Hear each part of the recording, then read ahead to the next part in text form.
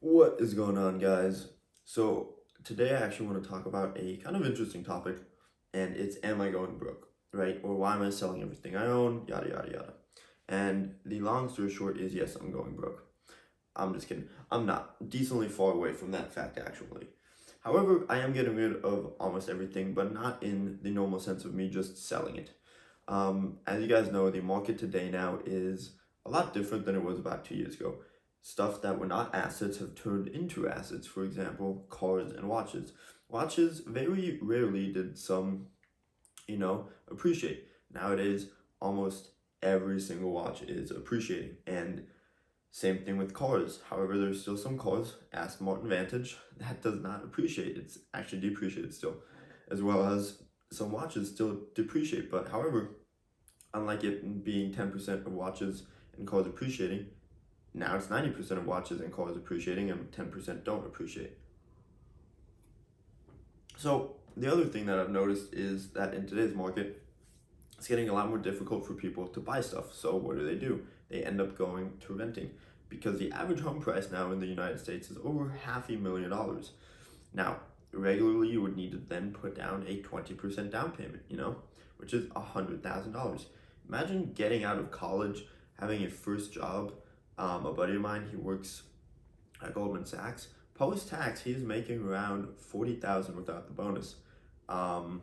Post-tax. Now, please explain to me how someone making 40,000 is going to save up to buy a $100,000 home or a $100,000 down payment for a home.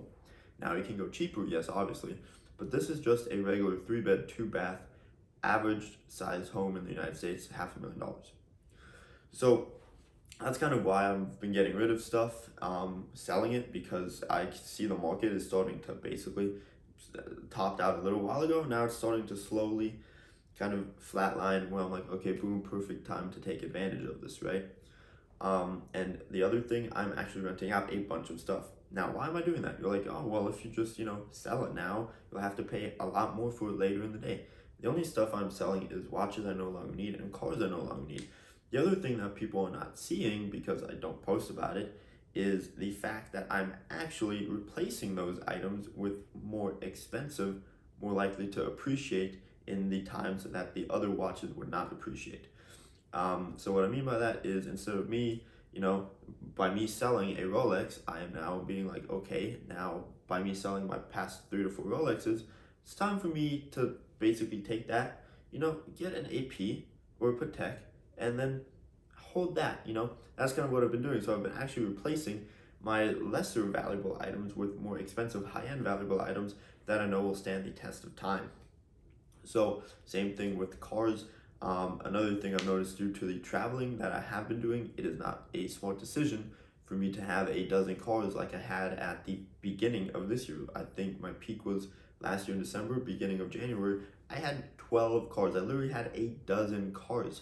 Right now, I am down to, after I sell this previous, or after I literally have a contract doing on, my apologies, for the one, and at that point, I will be at 3 cars. Now, I plan on downsizing another one beginning of October, so I will be at 2 cars, and then I plan on getting rid of one more before I end up going to Bali in mid-October, which means I will then be left with 1 car. And that is all I need for the time being. If I plan on getting any cars, I can do that January, February when I get back from my travels again, because I don't see it make sense if I buy it cash or if I finance it, because the cars I'm looking at are in the price range of about, even financing, $2,000 a month, if not more, which basically means October, November, December, January, February. That is $10,000 of a car that I could spend on travels, right? So that's the way I've been looking at it. That's why I'm getting rid of it. It is basically purely due to the market sentiment and everything that has been going on with the market, and as to why I'm basically getting rid of a bunch of stuff. So hopefully that explains it. Hopefully you guys enjoyed the video. If you did, remember to give it a thumbs up, and I will see you guys in tomorrow's video. Peace out, guys.